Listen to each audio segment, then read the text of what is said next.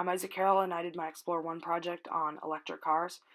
So, electric cars aren't really a new invention. They're just more recently becoming more practical and more commonly seen. For example, the Tesla you see almost anywhere. Partly because the range is being extended and the cars are starting to look better and being more practical.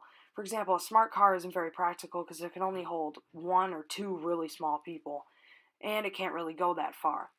Now the cars are becoming four-door. Tesla even made an SUV, and like you see here, they're adding solar panels, small engines, stuff like that to increase the range. Also bigger batteries and more powerful batteries to go farther.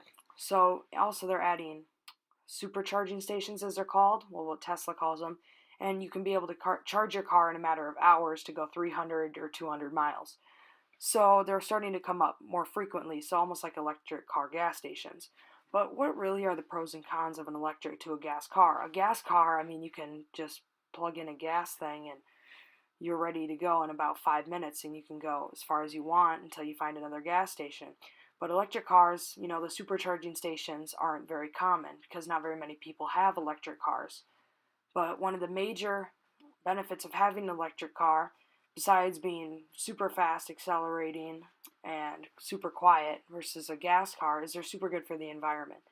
Electric cars have zero emissions unless you're having a hybrid or some kind of electric car with a range extender, as they're called, with a small combustible engine.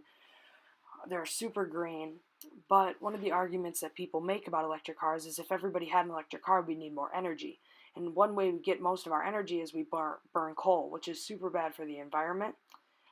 But if we used more renewable energy, we could eliminate that factor. And another weird fact I found was that diesel is also terrible. It puts nitrogen into the air, and 3,389 people died in 2010 alone, which is almost as much as the 1952 Great Smog killed 4,000 people, which was in England when it was super cold, and the soot from the chimneys got trapped in the air and killed 4,000 people and made 100,000 or more sick.